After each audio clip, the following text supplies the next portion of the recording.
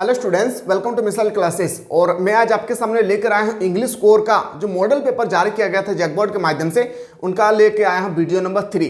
Special मैंने video 1, video 2 मैंने lecture 1, lecture 2 मैंने प्रोवाइड किया था और लेक्चर 3 आज मैं आपके सामने प्रस्तुत करने वाला हूं। और आज जो ये क्लासेस है ये आर्ट्स, कॉमर्स, साइंस तीनों ही स्ट्रीम के लिए है।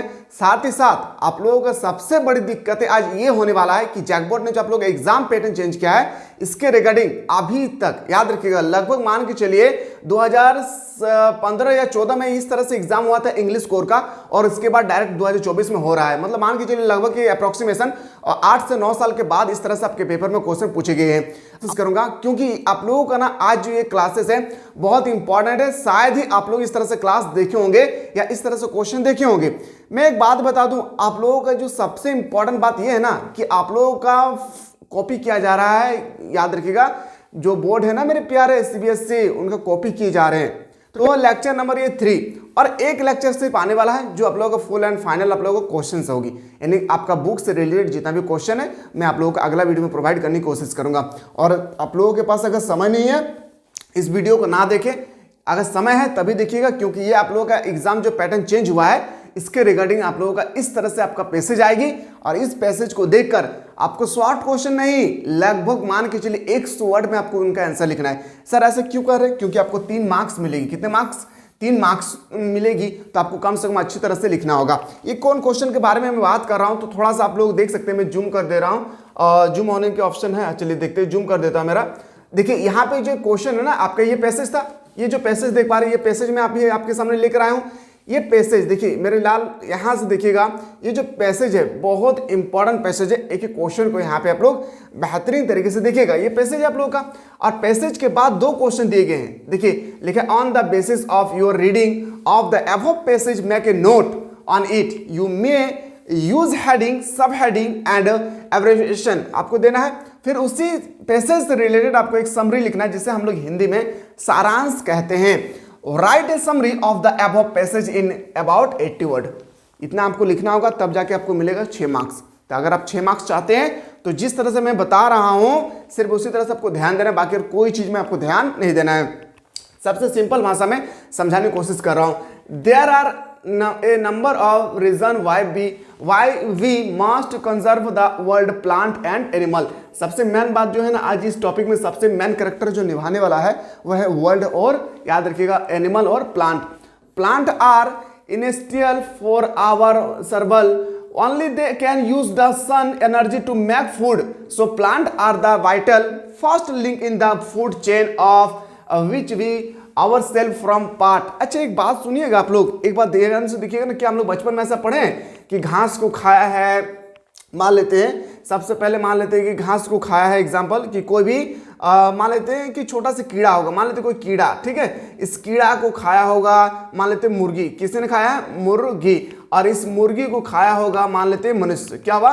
मनुष्य। तो इसको हम लोग ना चेन कहते हैं, जिसे हम लोग साइंस का लैंग्वेज में श्रृंखला कहते हैं ना। तो इस तरह से चेंज है, सबसे पहले घास। तो इस तरह से देखा जाए ना, इनका पैसेज का बोलने का मकसद है कि जो घास है ना फर्स्ट चेंज है, सेकंड चेंज कीड़ा, थर्ड चेंज मुर्गी, फोर्थ चेंज मनुष्य, और मनुष्य ही सबसे लास्ट पोजीशन पे आते हैं जो खास करके मांसाहारी होते हैं। देखिए, one of the by product of the food making process in plant in oxygen without which very few form of life can exist on earth. Oxygen के बारे में भी इसमें बताया गया है, सारा चीज मैं हिंदी में भी बताऊंगा, टेंशन मत लीजिएगा। Animal need plant in order to survive, but plant also need animals.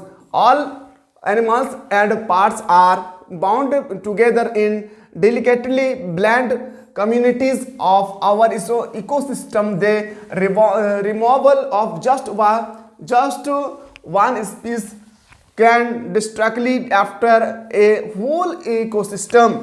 our देखिए ये पैसेज है, आप पैसेज में पढ़ते चलो तो फिर आप लोगों को थोड़ा सा लेट हो जाएगी। पैसेज को ना एक बार आप लोग अच्छी तरह से पोजीशन याद रखिए, मैं क्या बोल रहा हूँ, शुरू से लेकर अंत पोजीशन तक याद रखिए, फर्स्ट लेकर एंड पोजीशन तक आप लोग को ध्यान से एक बार पढ़ लेना है। मैं आपको हिंदी में समझाने की कोशिश करूंगा, हिंदी में कैसे आपको आएगी। हिंदी में इसी का मैं ट्रांसलेट किया हूँ, समझिएगा। और आप लोग बार बार बोलते हैं ना सर कि जल्दी जल्दी प्रोवाइड करें, बहुत मुश्किलें का सामना करना पड़ता है मेरे प्यारे। तब जाकर मैं आप लोगों के सामने क्लास लेकर आ पाता हूँ। इतना आसान नहीं है, ठीक है। अगर होता तो मैं एक ही दिन में 4-5 क्लास आप लोगों को ले लेता, लेकिन हाँ आज से क्लास एकदम फुल्ली एंड फाइनल कंटिन्यू चलेगी। मैं अपना हाउस आ चुका हूँ और आप लोगों को टेंशन नहीं लेना, सारा चीज़ मैं बताऊँगा कोई भी सब्जेक्ट का, ठीक है। ध्यान दीजिएगा, ऐसे कई कारण हैं जिनकी वजह से हमें दुनिया के पौधे और जानवरों का संरक्षण करना चाहिए। ऐसे बहुत ऐसे रीज़न हैं जिस कारण से, मैंने अभी आपको पढ़ के सुना है ना मेरे लाल, कि ऐसे बहुत सारे रीज़न हैं जिस कारण से हमें प्लांट और क्या करना चाहिए, एनिमल का संरक्षण करना चाहिए। पौधे हमारे अस्तित्व के लिए आवश्यक है और पौधे हमारे अस्तित्व माने आने वाले जनरेशन के लिए आवश्यक है। केवल वे भी भोजन बनाने के लिए सूर्य की ऊर्जा का उपयोग कर सकते हैं, इसलिए पौधे उस खाद्य श्रृंखला की महत्वपूर्ण पहली कड़ी है जिसका हम स्वयं हिस्सा बनते हैं। पौधे में भोजन बनाने की प्रक्रिया के उप उत्पादनों में से एक ऑक्सीजन है और ऑक्सीजन के बिना हम लोग, याद रखिएगा, हम लोग भोजन बना नहीं सकते हैं, जिसके बिना पृथ्वी पर जीवन के बहुत कम रूप मौजूद हो सकते हैं। और कह रहा है कि अगर पृथ्वी पर अगर ऑक्सीजन समाप्त कर दी जाए तो कोई भी जीव जंतु जीवित यहाँ पे नहीं रहेंगे। बिल्कुल सही बात हम लोगों ने पढ़े अभी। जानवरों के जीवित रहने के लिए पौधे की आवश्यकता होती है कि लेकिन पौधों को भी जानवरों की आवश्यकता होती है। ये सेंटेंस सबसे इंपॉर्टेंट है। थोड़ा सा ना इस सेंटेंस को आप लोग गौर करेंगे तो आपको नॉलेज आएगी कि जानवरों को जीवित रहने के लिए पौधे की आवश्यकता होती है। जानवरों को जीवित रहने के लिए पौधे की आवश्यकता होती है। पेड़ पौधे नहीं रहेंगे तो जानवर क्या खाएंगे पहले, लेकिन पौधों को भी जानवरों की आवश्यकता होती है। क्यों सर, ऐसा क्यों कह रहे हैं? क्योंकि हम लोग छोड़ेंगे कार्बन डाइऑक्साइड तब तो वो ले पाएंगे पेड़ पौधे, और वो लोग ऑक्सीजन छोड़ेंगे। पेड़ अगर ऑक्सीजन छोड़ेंगे तो हमारे अंदर जाएगी और हम कार्बन डाइऑक्साइड रिलीज करेंगे, तब तो जाकर वो शोषण करेंगे। मतलब एक दूसरे से क्या है, सिम्बायोटिक रिलेशन है। क्या है? सिम्बायोटिक रिलेशन है, ठीक है। सभी जानवर और पौधे नाजुक रूप से संतुलित समुदाय या परिस्थितिकी तंत्र में एक साथ बंधे हुए हैं। केवल एक प्रजाति को घटाने के परिस्थितिकी तंत्र में क्या लिखा है? भारी, याद रखना, क्या भारी बदलाव आ सकते हैं। क्या आ सकता है? भारी बदलाव जो है आ सकता है यदि हम इसको थोड़ा सा मैं जूम करके उधर साइड कर दूं ताकि आपको दिखे। जिससे लिखा है क्या, यदि हम इस ग्रह पर होने वाले प्राकृतिक प्रक्रिया में बहुत अधिक व्यवधान पैदा करते हैं तो हमारे अपना अस्तित्व खतरे में पड़ सकता है। विश्व के वर्षा वनों विनाश इस संबंध में कुछ चिंता पैदा कर रहा है। कुछ क्षेत्रों में वर्षा वनों को हटाने से स्थानीय वर्षा पहले से ही कम हो गया है। कुछ वैज्ञानिक का सुझाव है कि यदि बहुत अधिक जंगल नष्ट हो जाएगी, बहुत अधिक जंगल अगर नष्ट हो जाएगी तो फसल उगाने वाले क्षेत्र में वर्षा कम हो जाएगी और ये रेगिस्तान बन जाएगी। वन्यजीवों के संरक्षण का एक अन्य महत्वपूर्ण कारक यह है कि यह एक संभावित रूप से अक्षय प्राकृतिक संसाधन है। हम भोजन सामग्री और रसायन की आपूर्ति के लिए कई पौधे और जानवर का उपयोग करते हैं। बिल्कुल सही बात है, हम अपने पेड़ पौधे के लिए अपने जीवन को गुजारने के लिए कई पौधे लगाते हैं, कई जानवर को उत्पादन करते हैं। उत्पादन हम लोग नहीं करते हैं, मतलब हम लोग क्या करते हैं, उस जनरेशन को बढ़ावा देते हैं। यदि हम इन प्रजातियों का उस स्तर तक दोहन करते हैं, मतलब इस मान लेते पेड़ पौधे को या जीव जंतु जो भी है, कीड़े मकोड़े या जानवर वगैरह, पक्षी परिंदा वगैरह जो भी है, अगर उनके अस्तित्व का हम लोग समाप्त कर दिया जाए तो हम लोग जीवित नहीं रह पाएंगे, क्योंकि भगवान ने सारा चीज़ को सिम्बायोटिक रिलेशन के रूप में ही तैयार करके भेजा यहाँ पे। जहाँ तक वे अपने भरपाई नहीं कर सकती है वे अब हमारे लिए उपलब्ध नहीं होगी। फिलहाल हम विश्व के वन्य जीव के केवल एक छोटे से हिस्से के जीव विज्ञान को समझते हैं। क्या लिखा है? समझते हैं। आगे लिखता है क्या, हम नहीं जानते हैं कि इस विनाश में हम कौन सी उपयोगी सामग्री खो देंगे। ये है हमारा एक छोटा सा पैसेज जो मैंने अभी आप लोगों को बताया कि our one serval many to be threatened of you causes too much destruction to the nature process that occur in this destruction of the world and rainforest, causing some concern in this respect. In some areas, our removal of the rainforest has already reduced the local rainfall. Some scientists suggest that to such forest is destroyed, the rainfall in crop growing area will decrease and their area will become destroyed. मरुस्थलीय area बन जाएगी अगर हम लोग परिस्थिति तंत्र को सही तरह से बैलेंस करके नहीं रखेंगे।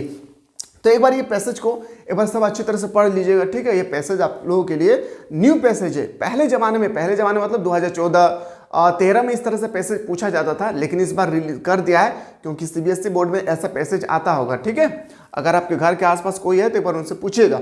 अब आते हैं सर क्वेश्चन कैसे आएगा। 39 नंबर क्वेश्चन है आप लोगों का, मैंने 38 तक ऑलरेडी आप लोगों को करवा चुका था। ठीक है, अब मैं बता रहा हूँ 39 समझिएगा। On the basis of your reading of the above passage make a note on it. आपको पैसेज को पढ़ने के बाद आपको क्या हेडिंग मिला, हेडिंग मतलब किसके बारे में लिखा गया था, ये आपसे पूछे गए हैं पहला। उसके बाद लिख रहा है यू मे यूज हेडिंग, सब हेडिंग एंड एब्रिविएशन। आपसे पूछा गया है कि इसको पढ़ने के बाद आपको क्या क्या रीजन देखने को मिला, क्या क्या कारक देखने को मिले हैं। सबसे पहले हम लोग हेडिंग देंगे, सब हेडिंग या हेडिंग देंगे। देखिए हम लोग सब हेडिंग भी दे सकते हैं और हेडिंग भी देख सकते हैं। जैसे हेडिंग है कि conservation of plant and animal. Conservation मतलब होता है संरक्षण, क्या होता है, संरक्षण, याद रखिएगा संरक्षण। प्लांट, प्लांट मतलब पौधे, क्या हो जाती है कि पौधे, और एनिमल मतलब हम लोग प्लांट और एनिमल, एनिमल मतलब जानवर, जानवर की संरक्षण हम लोग कैसे करते हैं इसमें आपको बताना होगा। पैसेज को पढ़ने के बाद इसमें आपको बताना होगा। चलिए अब हम लोग आते हैं सर, समझिएगा पहला पॉइंट टू पॉइंट, पहले इंग्लिश से समझाते हैं, फिर मैं आप लोगों को हिंदी से समझाने की कोशिश करूंगा, या मैं दोनों तरफ एक ही लेके चल रहा हूं। एक बार आप लोग अच्छी तरह से देखिएगा, मेरे शेर और शेरनियों दिख रहा होगा ना, कोई दिक्कत होगा तो फिर बता दीजिएगा। ठीक है, पहला पॉइंट आपको पॉइंट लिखना है, पॉइंट टू पॉइंट। जब भी आपको एग्जाम में टाइटल, सब टाइटल पूछा जाए तो आपको पॉइंट लिखना है। ठीक है, और ये जितना चीज आप लोगों को दिख रहा है इसका 80% जो है सेंटेंस आपके पैसेज से ही लिया गया है, आपके पैसेज से ही, समझिएगा। Wild conservation is very important to maintain the food chain and ecosystem balance. The primary reason to conserve a plant is to provide oxygen to breathe. किसके लिए समझिएगा सर, अब खाद्य श्रृंखला और पारिस्थितिकी तंत्र संतुलन को बनाए रखने के लिए वन्य जीव वार्तालाप बहुत महत्वपूर्ण है। किसी पौधे को संरक्षित करने का प्राथमिक कारक सांस लेने के लिए ऑक्सीजन का प्रदान करना है। कोई भी पौधे को हम लोग जिंदा इसलिए रखते हैं क्योंकि वह हमें ऑक्सीजन प्रदान करते हैं। समझ में आ रहा है पहला point. Point two sir, impact on forest distribution to major process has caused numerous loss to forest life. The destruction of the world rainforest has reduced the local rainfall, also their loss of biodiversity. समझिएगा, one वितरण पर प्राकृतिक प्रक्रिया के प्रभाव से, one वितरण पर प्राकृतिक प्रक्रिया के प्रभाव से वन जीवन को अनेक हानि हुई है। विश्व के वर्षा वनों के विनाश से स्थानीय वर्षा कम हो गई है और जैव विविधता का भी नुकसान हो गया है। जैव विविधता मतलब इकोसिस्टम का भी काफी ज्यादा लॉस हो गया है। अब आते हैं सर इसका point number 3। Point two point लिखना है, 3 नंबर लेना है तो 3 को पॉइंट लिखना पड़ेगा। आप सोचिएगा हम 2 ही को पॉइंट लिखेंगे तो संभव नहीं, आपको तीनों पॉइंट बेहतरीन तरीके से लिखना होगा, तभी आपको 3 मार्क्स मिलेगी। Prevention of wild, the prevention of wild is necessary for prevention of daughter new desert fire as well as food also it increase that the upcoming generation of human and wildlife will be surrounded by a nature thereby loving it and understanding the significant of wild। वन्य जीवों का संरक्षण, सूखे, नए रेगिस्तान, आग के साथ साथ बाढ़ की रोकथाम के लिए वन्यजीव का संरक्षण आवश्यक है। जिससे अभी देखिए वन्यजीव जो है ना, दिन प्रतिदिन, पहले हम लोग देखते ना ईगल, चील, बाज, कितना हम लोग देख पाते थे, लेकिन धीरे धीरे ये लुप्त होते जा रहा है, इनके प्रजातियां जो है समाप्त होते जा रही है। तो ये रीजन है, ठीक है, वन्यजीव अभ्यारण्य का हम लोग सही से नहीं बैलेंस कर पा रहे क्योंकि हम लोग अभी रेडिएशन सबसे ज्यादा फैला रहे होंगे, जिससे मानव और वन्यजीव की आने वाली पीढ़ी वहाँ की प्रकृति से प्यार करेगी और उसके महत्व को समझेगी। यही है हम लोगों का, ये जो आप लोगों का पहला क्वेश्चन पूछेगा, सब टाइटल और टाइटल। एक बार आप लोग अच्छी तरह से मेरे प्यारे इसको देख लीजिए क्योंकि ये क्वेश्चन आपके फाइनल एग्जाम में इसी तरह से आपके पैसे जाएगा और आपको लिखना होगा। आपको सिर्फ देखना नहीं है, आपको लिखना भी होगा। तो आप लिख तभी पाएंगे जब आप समझेंगे अच्छी तरह से, ठीक है। तो इसलिए मैं दोनों लैंग्वेज में लेकर आया ताकि आप लोगों को कोई भी दिक्कतें ना हो। तो अगर क्लास अच्छा लगा तो एक बार जरूर बताइएगा, ठीक है। चलिए सर अगला क्वेश्चन पे आते हैं। अगला क्वेश्चन है सर 80 नंबर। अगला प्रश्न है हम लोगों का 80 नंबर। बताया गया है कि राइट ए समरी, समरी मतलब सारांश, याद रखना क्या लिखना है, सारांश of the above passage in about 80 word. आपको सारांश लिखना है। बहुत सारे यहाँ पे जो पैसेज दिए गए हैं, ये पैसेज के बारे में आपको देखकर एक सारांश लिखना है। देखिए जब मेरा एग्जाम में एक क्वेश्चन आया था ना, मैं क्या किया था पता है, मैं बहुत चालाक इंसान था और पता नहीं मार्क्स मिला था या नहीं। क्या किए थे पता है, मतलब जहाँ जहाँ ये ऐसा आप लोग मत कीजिएगा, ठीक है, ऐसा आप लोगों को नहीं करना है। जैसे मान लेते कि यहाँ इस्ट खत्म हुआ है, मैं स्टार्ट कर दिया हूँ यहाँ से, फिर एक स्टेट में एक सेंटेंस लिखा, फिर यहाँ छोड़ के फिर ये सेंटेंस को स्टार्ट कर दिया, मतलब इस तरह से पूरे सारांश को मैं लिख दिया। मतलब मेरा बोलने का मकसद है कि मैं कॉपी खाली ही छोड़कर नहीं आया था। कॉपी खाली छोड़कर आएंगे, मार्क्स याद रखिएगा आपको 0% मिलेगी। इसलिए कभी भी आप कॉपी छोड़कर घर ना लौटे। आप आते हैं समरी पे। समरी कैसे लिखना मेरे शेर शेरनियों, समझिए। 3 मार्क्स का समरी आएगी, समझिएगा। सबसे पहले, in this described a message we have read about the importance of plant and animals. अभी हम लोग पढ़े थे ना, प्लांट्स और animals, ecosystem and their role in the nature. Plant are essential for not only your survival but also maintaining their psychological balance also. Along with this link in food chain of which we are ourselves from part in, provided the most essential byproduct which is oxygen, without which very few form of life can exist on earth. अब यहाँ तक पढ़ लिए से समझ में नहीं आ रहा है तो समझने के लिए हिंदी है। इस वर्णित संदेश से मैं हमें पौधे और जानवरों के महत्व और प्रकृति में उनकी भूमिका के बारे में पढ़ा है। किसके बारे में पढ़ा है? जानवरों के महत्व और प्रकृति में उनकी भूमिका के बारे में पढ़ा है। पौधे न केवल हमारे अस्तित्व के लिए आवश्यक है बल्कि खाद्य श्रृंखला में इस कड़ी के साथ साथ पर्यावरणीय संतुलन भी बनाए रखते हैं, जिसका हम अपना हिस्सा है। यह सबसे आवश्यक उत्पादन प्रदान करता है जो ऑक्सीजन है, जिसके बिना पृथ्वी पर जीवन का बहुत कम रूप मौजूद हो सकता है। मतलब ऑक्सीजन का बहुत कम, क्या ना के बराबर है। सोचिए कि बहुत कम है ऐसा जीव जंतु जो ऑक्सीजन के बिना जिंदा रहते होंगे। छोटे छोटे जो है ना इंसेक्ट होता है, कीड़ा होता है जो ऑक्सीजन के बिना जिंदा रह जाते हैं, ठीक है। तो यहाँ पे आप देख सकते हैं कि ऑक्सीजन कितना महत्वपूर्ण है, इसी के बारे में हम लोगों को लिखना था। आगे लिखा है sir, revolve of just one space can drastically after a whole ecosystem whether be a plant of animal, it is necessary to protect in the plant and animals were the health and stability of our environment. आगे लिखा है sir, पूरे पारिस्थितिकी तंत्र के मौसम के बाद सिर्फ एक प्रजाति को हटाना बहुत बड़ा हो सकता है। चाहे कोई भी पौधे हो या जानवर, हमारे पर्यावरण को स्वस्थ और स्थिरता के लिए पौधे और जानवरों की रक्षा करना आवश्यक है। हमारे पर्यावरण के स्वस्थ एवं स्थिरता के लिए पौधे और जानवरों को, पौधे और प्लांट और एनिमल को रक्षा, याद रखना क्या है, कंजर्वेशन करना बिल्कुल अति आवश्यक, आवश्यक नहीं बल्कि अति आवश्यक है, ठीक है। तो इस तरह से आप अगर सही तरीके से लिखेंगे तो आपको यहाँ पे मिलेगा 3 मार्क्स। कितना मार्क्स? 3 मार्क्स। अगर आप इसी तरह से लिखते हैं और अगर आप अपने मन से लिखते हैं तो मान के चलिए कि 2 मार्क्स 2.5 मार्क्स आपको मिलेगी, लेकिन छोड़ के नहीं आना है। और इस साल आपको पैसेज इस तरह से पूछेगा रे बाबू, याद रखिएगा। अगला जो 39 क्वेश्चन था आपको पॉइंट टू पॉइंट लिखना है, ठीक है।